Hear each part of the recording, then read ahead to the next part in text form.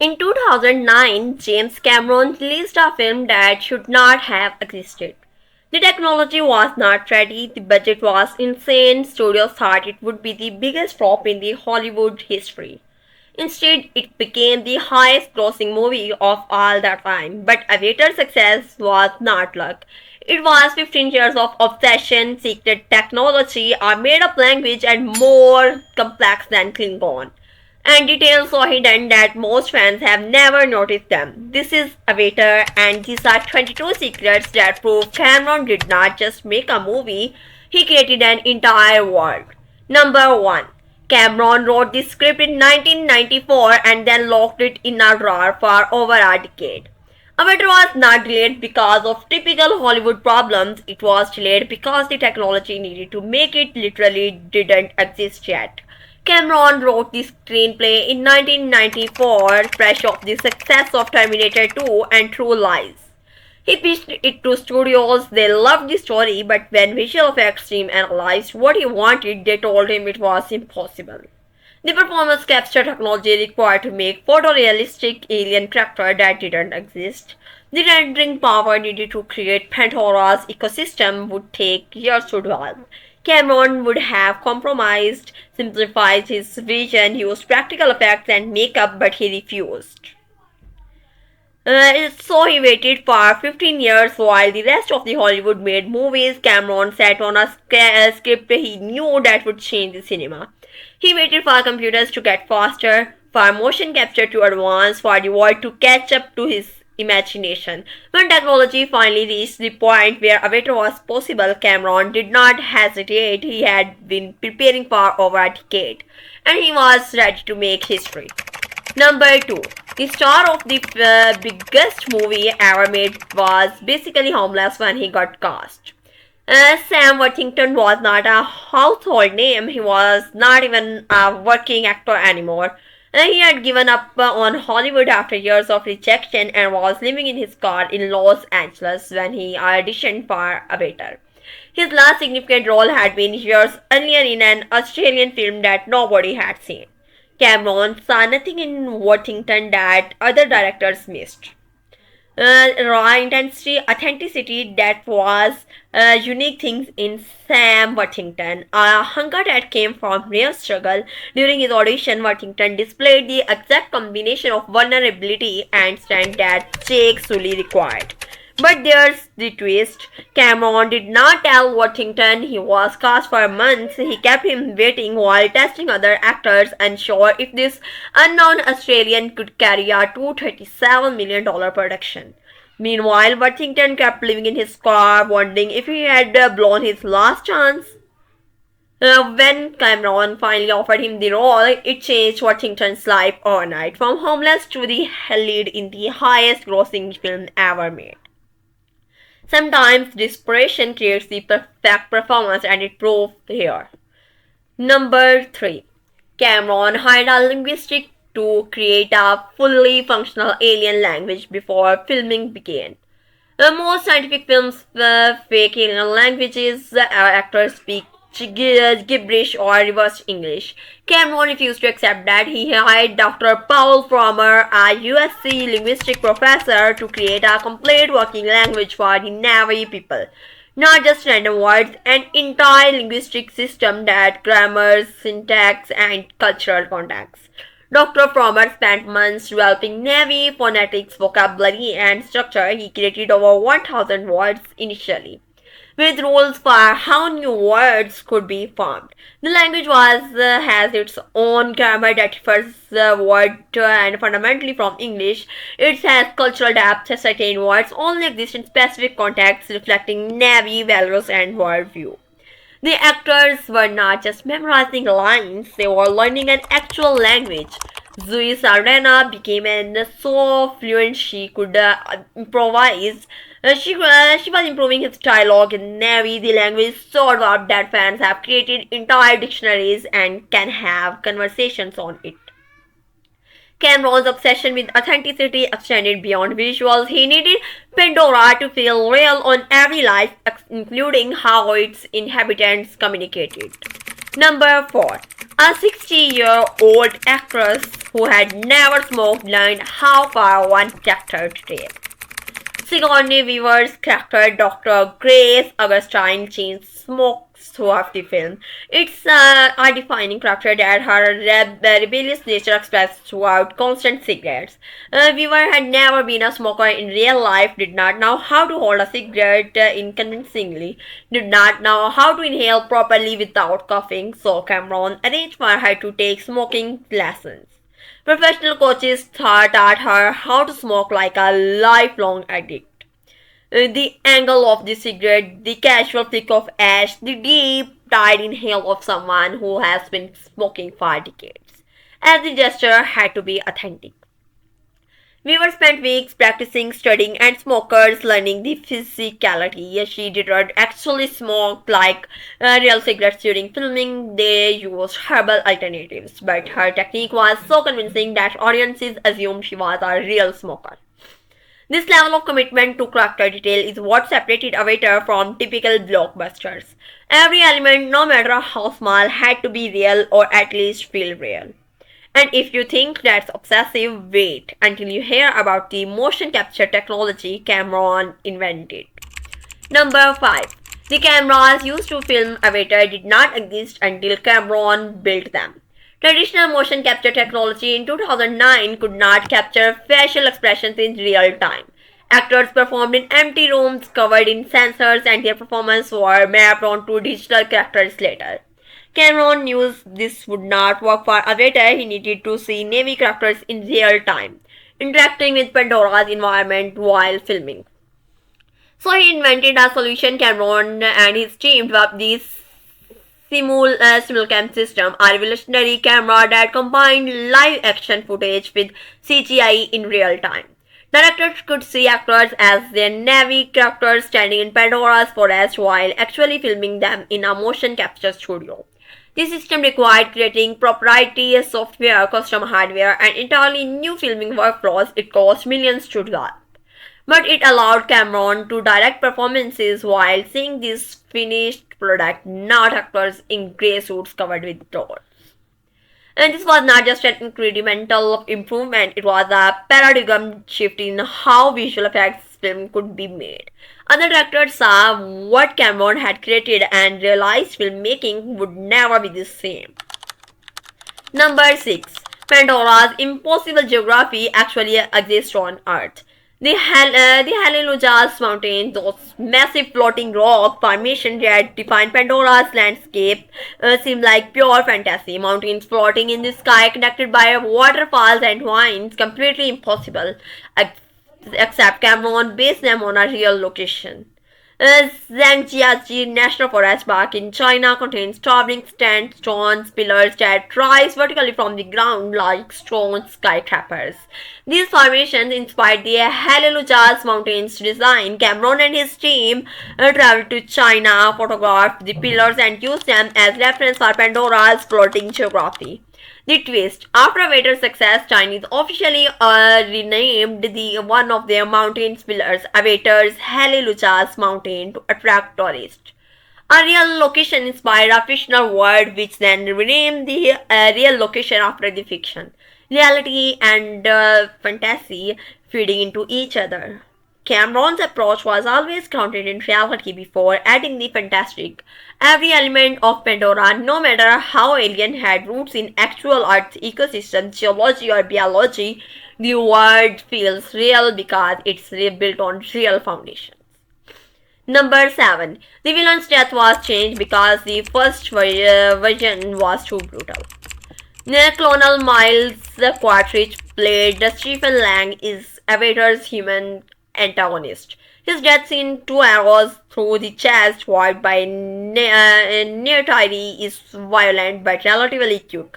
But Cameron's original script described something far more brutal. In early versions, Quaritch's death was prolonged, graphic, and disturbing. The original sequence showed Quaritch being systematically destroyed by Pandora's wife him after his mesh suit was damaged. Viper wolves tearing his armors, Thanators circling, a slow, agonizing death that emphasized that planet's revenge against its clonies. Tested one audiences found it too disturbing even for a PG-13 film pushing boundaries. Cameron made the change reluctantly. He wanted Quaritch's death to be feel earned. The ultimate consequence of his respect of for Pandora, but the original version crossed into territory that could have earned an R rating and limited the film's audience.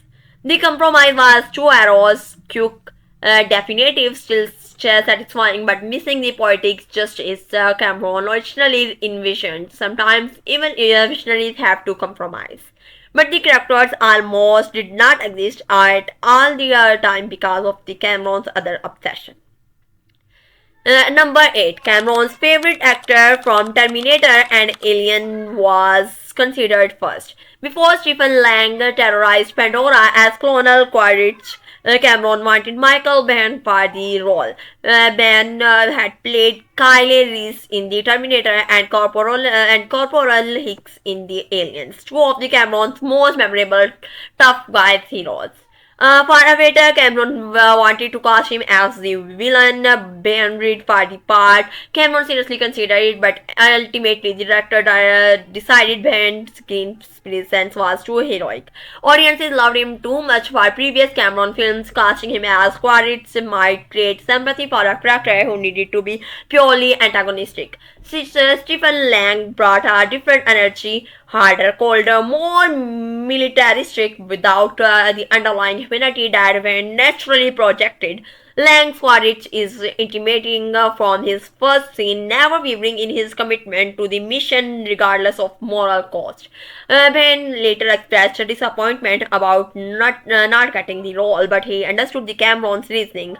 Sometimes the actor's previous success prevent them from taking new directions. The audience affection became a creative limitation. Number 9. Everyone mocked the mineral's name without realizing its legitimate science technology. Critics and audiences ridiculed unobtainium as lazy word building. A valuable mineral called unobtainium, it sounded like a joke, like Cameron could not be bothered to create a proper fictional uh, element name. The mockery was immediate and widespread. Scientific fans were particularly harsh. But they were all wrong, and obtainium is an actual engineering term that's existed since 1950s. Engineers use it to describe any theoretical material with properties so ideal they are practically impossible to manufacture. Room temperature superconductors, perfectly rigid substances, material that exist in theory but not in practice. Cameron did not invent the term, he used real scientific jargon, and it was period appropriate for the film's 2154 setting. The name is intentionally ironic with the story. Humans traveled across the galaxy to obtain the literally unobtainable mineral. It's a deliberate commentary on colonial exploitation. The critics who mocked it revealed their own ignorance. Cameron had done his research. The name was scientifically accurate and thematically appropriate. But perceptions became reality, and unobtainium is still cited as evidence of weak world building by people who don't know its origin. Number 10. Avatar was not one film, it was always planned as five. While most directors of their films succeed enough to warrant a sequel, Cameron planned five Avatar films before the first one was released. That was not confidence, that's something beyond confidence. That's complete certainty in your vision, regardless of market forces. During Avatar's production, Cameron and his team filmed the performance capture footage that would be the most used until sequel released over a decade later. Actors performed scenes for Avatar 2 and 3 during the original film's production. Some footage shot in 2007 and 2008 won't appear on screen until Avatar 5's release. The practical reason was simple: aging. If Cameron waited 10 years between films, his actors would age noticeably, but their Navy character would not. So he captured all the performances he might need and upfront, preserving his actors at specific ages for future use. This approach required unprecedented planning. Cameron needed to have significant portions of all the five scripted before shooting the first one. He needed to know character arcs, plot developments, and emotional beats years in advance. Most directors struggle to plan one sequel. Cameron planned four simultaneously. The gamble assumed Avatar would be successful enough to justify your sequels. If it had flopped, years of work and millions of the dollars would have been wasted. But Cameron knew somehow he knew. Number 11. The bounding scene was cut from something far more explicit. Jack and Natalie's connection scene, where they bond together through their neural cues under the trees of voices, is tastefully handled in the final film. Implied intimacy without explicit content. Beautiful, emotional, appropriate for a PG-13 rating. Cameron's original cut was significantly longer and more explicit, not sexually graphic but far more detailed in showing the physical and spiritual connection between Navy partners. This scene explored the unique aspects of Navy bonding, showing how their neural connections created experiences impossible for humans. Test audiences responded positively to the emotional content but felt uncomfortable with the extended sequence. The scene became distracting, pulling viewers out of the story's momentum. It felt too intimate, like watching something private that should not be shared. Cameron recognized the problem and cut the scene down to its essential emotional beats. The connection is established, the intimacy implied, but viewers are not forced to watch every detail. It's one of the few times Cameron chose restraint over explicit word building. The deleted footage was never had been released. Cameron felt it served no purpose outside the film's original cut. Some details are better left to imagination. But if that surprised you, wait until you hear about the alternate ending. Number 12. The theatrical ending was not Cameron's first choice. Avatar's theatrical ending shows Jack permanently transferring his consciousness into his Navy's Avatar body, completing his transformation. It's poetical, hopeful, a literal rebirth that reinforces the film's environmental and spiritual themes. Perfect closure. But Cameron filmed an alternate ending that's darker and more ambitious. In the version, Jack's consciousness transfer is less certain. His human body dies, but whether his consciousness successfully transferred remains unclear. The film ends with Neytiri holding Jack's navy body, his eyes still closing, waiting to see if he will wake up in his new version. The test audience hated it. They have never invested 3 hours in Jack's turning and wanted definitive closure. The ambiguous ending felt like a betrayal. Cameron had earned the right to a happy ending and audience wanted to see it delivered clearly. Cameron agreed sometimes the darker choice is not the better choice. He went with the ending that provided emotional satisfaction while still maintaining thematic integrity. Jack completes his transformation. He became fully Navy. The journal has a clear destination. The alternate ending appears on special edition Blu-rays but never gained traction. Most fans preferred the theatrical version. Sometimes test audiences are right. Number 13. Trudy's heroic death was not part of the original plan. Trudy Chacon, the badass pilot, played the Michael Rodriguez sacrifices herself during the final battle defending the Navy against Quadrit's forces. It's a heroic death that cements her as a true ally. But in Cameron's originally screenplay, Trudy survived the battle. Cameron changed it during production for narrative reasons. The final battle needed real stakes, consequences that matter. If all the sympathetic human characters survived, the victory would feel too clean. War has cost. Cameron needed audience to feel those costs viscerally. Uh, Rodriguez understood that was disappointment. She had never developed the character with the expectation of appearing in sequels. Trudy's survival would have given Cameron interesting storytelling option for future films. A human fully integrated into Navy's society, bridging two workers and two worlds. But Cameron's made the calculation that Trudy's death served the first film's narrative more effectively than her survival would serve future installments. Sometimes characters have to die for the story to resonate. Rodriguez gave him a death scene so heroic it became one of the most memorable film's moments. Number 14. Those braided neural cues are not just fantasy, they are based on actual neuroscience. The Navy ability to form neural connection with animals and plants through their braided cues seems like pure scientific invention. But Cameron based the concept on real biological systems, mycorrhizal networks, underground fungal connections between trees allows for us to share resources and information. Scientists call these networks the wood wide web. Trees communicate through chemical signals transmitted via fungal connections. They share nutrients with struggling neighbors. They warn each other about insect attacks. It's a biological internet that's existed for millions of years. Cameron exploited this concept to create Pandora's ecosystem. If plants can network through fungal connection, what if an alien species evolved direct neural interfaces? The Navy's cues are biological USB cables, evolutionary adaptation for a planet where everything is literally connected. Eva, the planetary consciousness, is Cameron's take and Gaia's hypothesis. The idea that Earth itself functions as a single living organism, Pandora literalizes this concept through neurological connections. The planet is not metaphorically alive, it's actually sentient with the Navy as its nervous system. The scientific foundation makes Pandora feel plausible despite being completely fictional.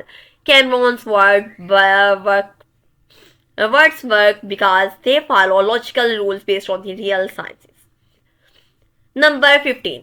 Jake Sully almost sounded completely different. During early ages, Sam Worthington performed Jake Sully with his natural Australian accent. Cameron initially spotted his choice, thinking it wouldn't differentiate Jack from typical American military characters and emphasize his outsider status. But test footage revealed a problem. Audiences found the accent distracting. It pulled them out of the story, making them think about Worthington, the Australian actor, instead of Jack, the character. The disconnect was subtle but persistent. In test screenings, viewers consistently mentioned the accent as something that bothered them. Cameron made the call Worthington would use an American accent for an Australian actor. This meant completely changing his vocal patterns, rhythm, and inflection. He worked with dialect coaches for months, erasing his natural speech patterns to create Jack's voice. The change required reshooting significant footage that had already been captured, expensive, time consuming but necessary. But Cameron knew that if audiences were thinking about accents, they were not thinking about the story. Even average distraction had to be eliminated. Worthington's American accent is now so associated with Jack Sully's that fans forget his Australian. The performance erased the performers completely. That's when acting truly works. Number 16. Cameron filled a waiter with the hidden callbacks to his previous films. James Cameron loves planting Easter eggs for observant fans. Avatar contains at least 13 direct references to his 1986 film Aliens, creating an unofficial connection between the space-based universe. These are not accidentals, they are deliberate winks to his filmography. Quadrich's battle mesh sword echoes the power loader replay used to fight the alien queen. The corporate grid driving RDA's Pandora's exploitation mirrors Wayland Yutani's xenomorph's exploitation. Sigourney's Weaver appears in both films as strong woman standing against corporate evil. The military jargon is nearly identical, even small details connect the dropship designs. The cryo-sleep pods, the way Marines talk about missions. Cameron was creating consistent visual and narrative language across his scene fiction films. Their fans would have watched aliens recognize familiar elements, creating subconscious comfort with Avatar's world. The most direct reference, the name Pandora itself, appeared in the Aliens extended cut, mentioned as a planet in a deleted scene. Cameron retroactively connected his films to a single planetary reference that most viewers never caught. These Easter eggs reward long-time Cameron fans while remaining invisible to newcomers. It's the kind of layered details obsessive directors life are. But Cameron's obsession went beyond just callbacks to his own work. Number 17. Nothing in this alien world exists without a reason. Most scientific films create alien environments that look cool but don't function as actual ecosystem. Cameron refused to work that way. Every plant, animal, and organism in Pandora's environment serves as a specific ecological purpose.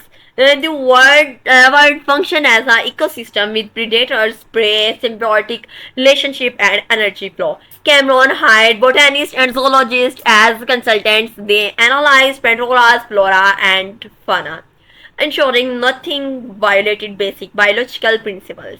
If a plant existed, it needed a pollination strategy. If an animal existed, it needs a food source. Everything connected.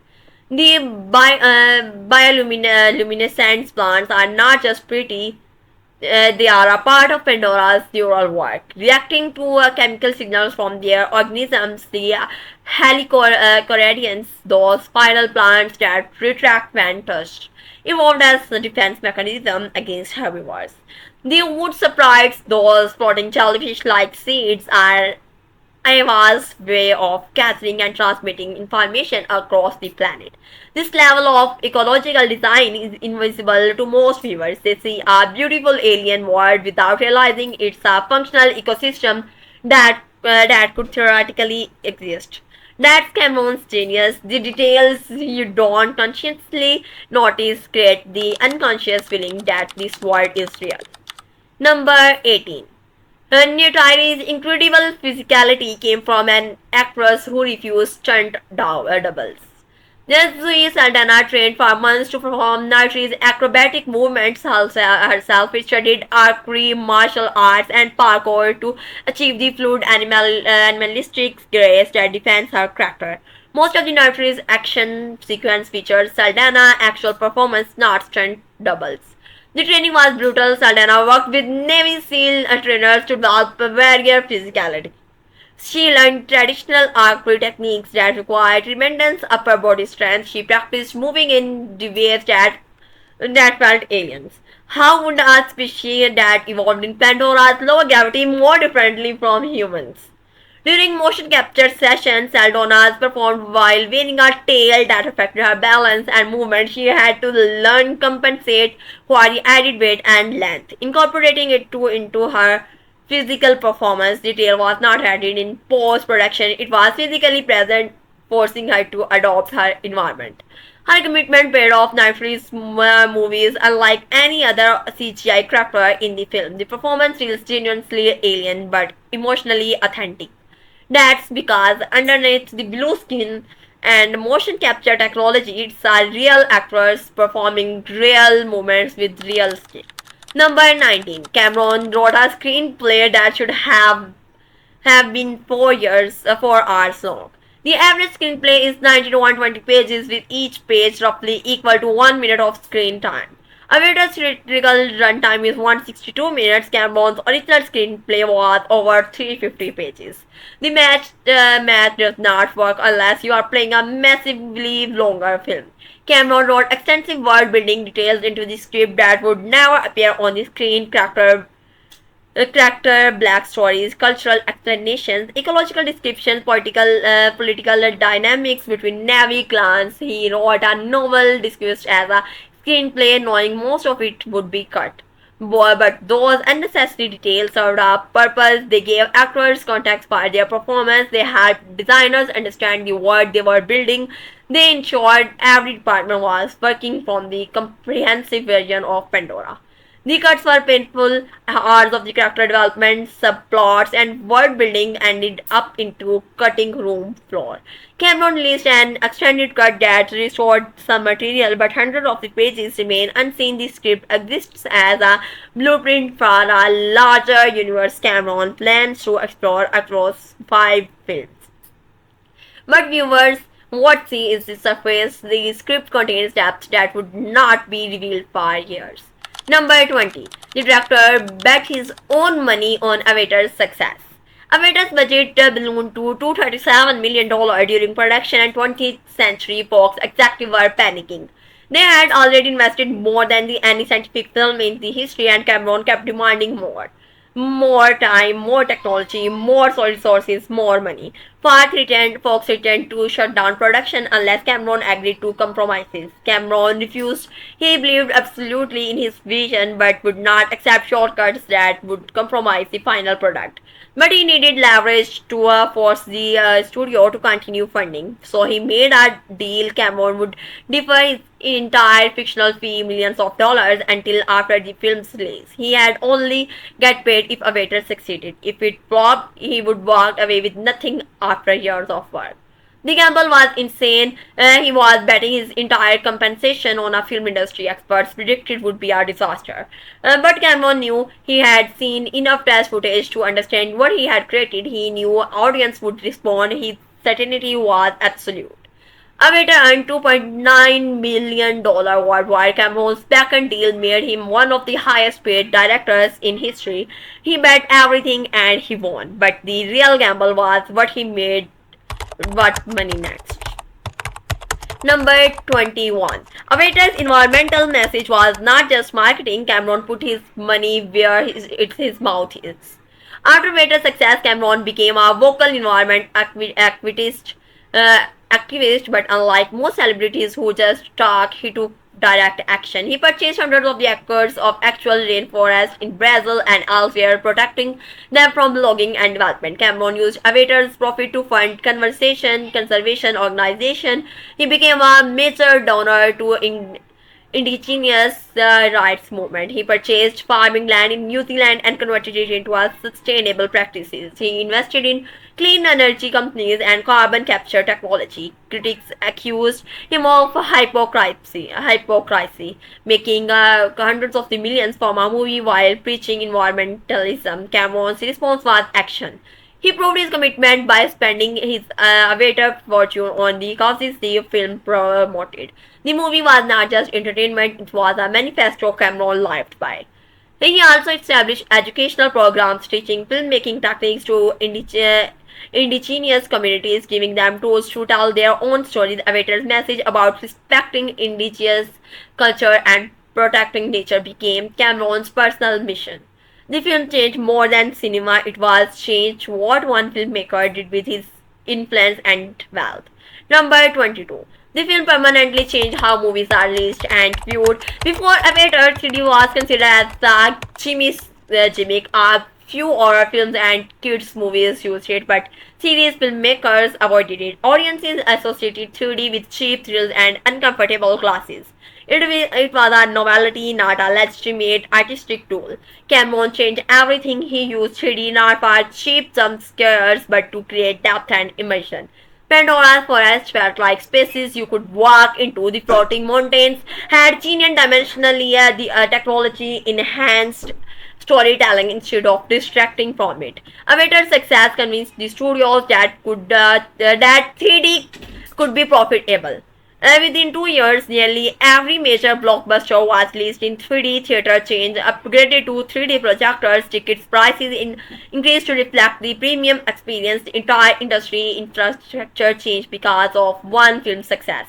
But the technology was not just the beginning. Avatar proved the audience would embrace fully CGI characters in lead roles if the performances were genuine. It proved that original scientific properties could compete with franchises and sequels. It proved that environmental and political message could coexist with blockbuster entertainment. Cameron did not just make a successful film, he redefined what blockbusters could be. And he's not just finished yet, and 4 more Avatar films are coming. each promising to push boundaries farther than the last.